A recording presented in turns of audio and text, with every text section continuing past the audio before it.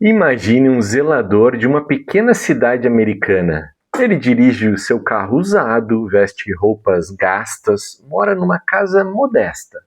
Nada na sua aparência sugere que ele seja diferente de qualquer um outro trabalhador de classe média. Quando Ronald Read faleceu em 2014, aos 92 anos, deixou todos em choque. Havia acumulado uma fortuna de 8 milhões de dólares. Agora imagine o oposto, um atleta profissional que assina um contrato de 30 milhões. É uma celebridade no auge da fama, com bônus anuais maiores que o salário de toda a vida de Ronald Read. E então, alguns anos depois, a manchete: falido, perdeu tudo. O que separa essas duas histórias? Inteligência? Conhecimento financeiro? Ou algo mais profundo, mais fundamental sobre como nos relacionamos com o dinheiro? Hoje vou compartilhar com vocês as lições mais transformadoras do livro A Psicologia Financeira de Morgan Housel. Lições que podem mudar completamente a sua relação com o dinheiro e, mais importante ainda, com a vida que você constrói a partir destas lições. A psicologia financeira não é apenas mais um livro sobre finanças. Morgan Housel, ele é um ex-colunista do Wall Street Journal e ele é um parceiro da Collaborative Fund. Criou uma obra que já vendeu mais de 1 milhão de cópias em todo o mundo e tem sido aclamada como uma das mais importantes sobre o tema nos últimos anos. A tese central do livro ela é tão simples quanto revolucionária. O sucesso financeiro tem muito menos a ver com o quanto você sabe e muito mais a ver com como você se comporta. Não é sobre QI, é sobre temperamento. E o mais fascinante é que essas lições se aplicam a todos, independente da renda, da idade ou do conhecimento financeiro. A primeira e talvez mais importante lição de Morgan Housel é: ninguém é louco quando se trata de dinheiro. Pense em seu avô que viveu a Grande Depressão. Para ele, guardar dinheiro em casa, desconfiar de bancos e evitar dívidas a todo custo não era uma paranoia, era uma sabedoria de uma experiência traumática. Agora pense em um jovem de 25 anos hoje que viu seus pais perderem a sua casa na crise de 2008, que testemunhou a ascensão de bilionários da tecnologia e que vive em um mundo de oportunidades digitais. Para ele, investir agressivamente em criptomoedas, por exemplo, ou startups, não é imprudência. É uma resposta racional ao mundo que conhece. Housel nos ensina que as nossas decisões financeiras são profundamente moldadas por nossas experiências pessoais, especialmente aquelas experiências que nós vivemos em nossos anos formativos. O mundo que você experimentou molda a sua visão sobre o dinheiro de formas que você nem percebe. Suas decisões financeiras parecem perfeitamente racionais para você e são baseadas na sua história. Mas já parou para pensar como a sua história pessoal molda sua visão sobre o dinheiro? Quais foram as experiências que definiram a sua relação com ele? Bill Gates é indiscutivelmente um gênio, trabalhou incansavelmente, teve uma visão extraordinária. Mas o próprio Gates admite algo crucial: ele teve uma sorte incrível.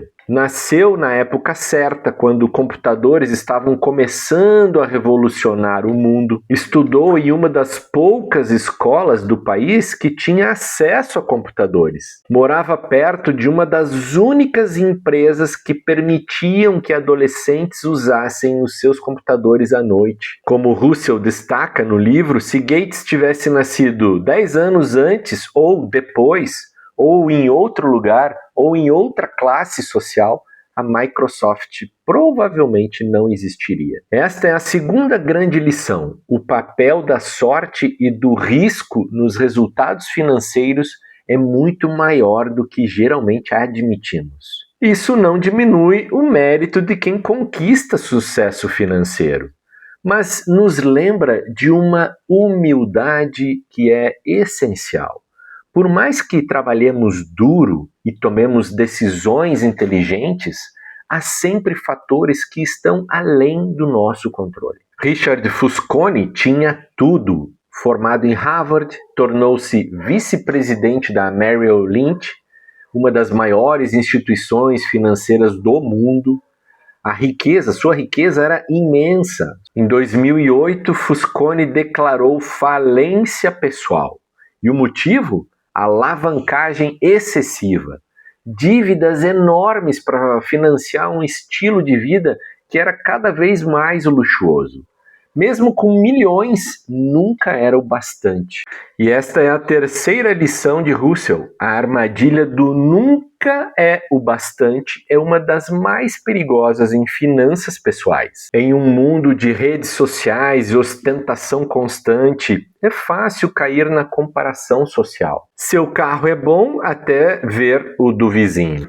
Sua casa é adequada até visitar a de um colega. Seu investimento é satisfatório até ouvir sobre os retornos que um amigo teve. O perigo dessa mentalidade é que ela cria um alvo móvel. Não importa quanto você tenha, sempre haverá alguém com mais. E na busca por esse mais, muitos comprometem a sua segurança financeira e a paz mental. Qual é o seu bastante? Você já parou para definir claramente quanto dinheiro é suficiente para você? Quanto é suficiente para viver confortavelmente, para realizar os seus sonhos, para se sentir seguro?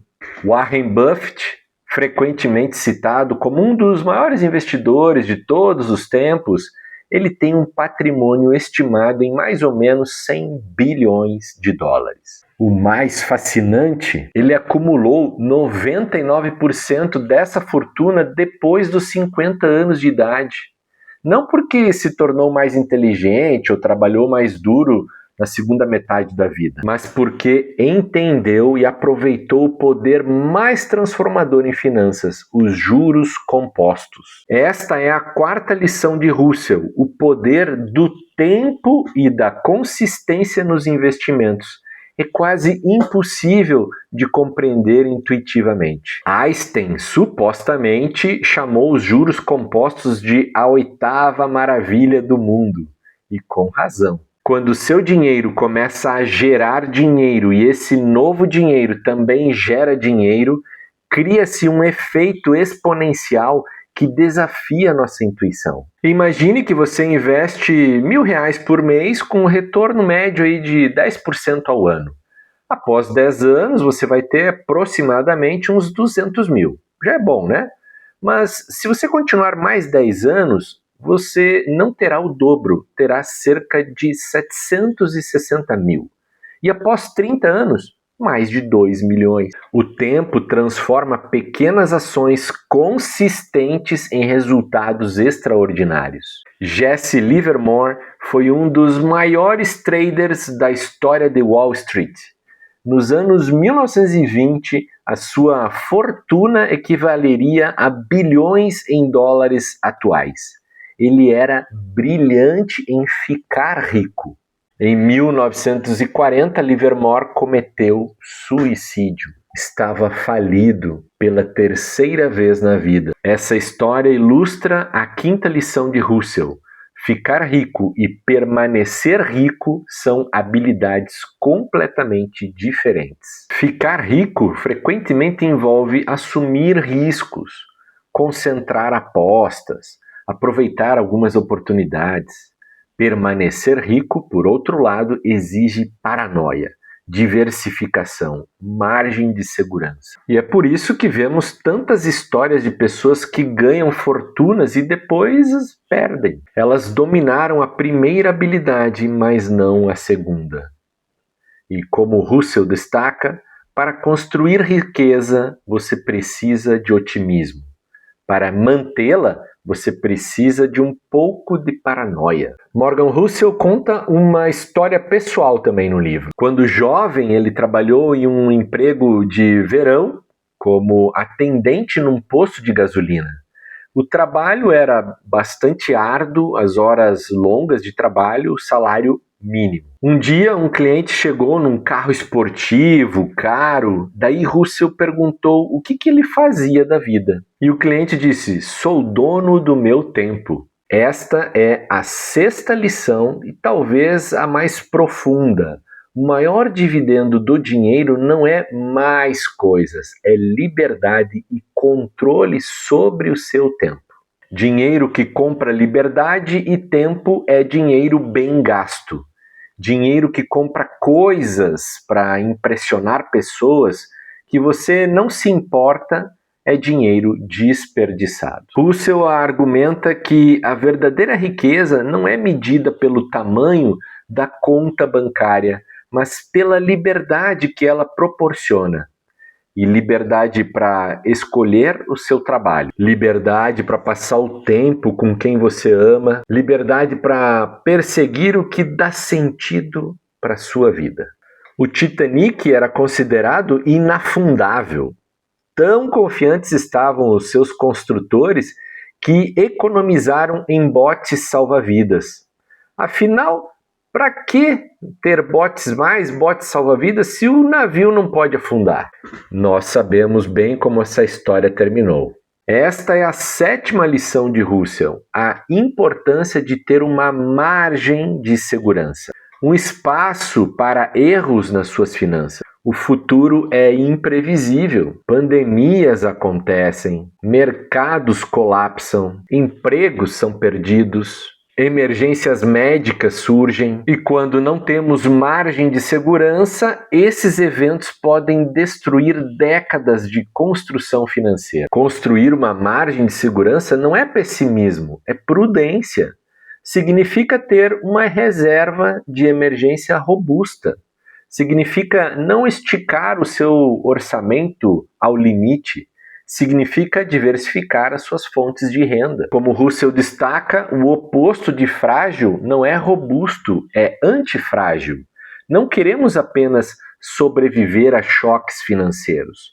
Queremos estar posicionados para prosperar apesar dele. Estas 7 lições, ninguém é louco, sorte e risco, nunca é o bastante, juros compostos, ficar rico versus permanecer rico, liberdade e espaço para erros formam juntas uma filosofia financeira coerente. Elas não são apenas técnicas isoladas, mas uma maneira completa de pensar sobre dinheiro. Voltemos à história de Ronald Read, o zelador que morreu milionário.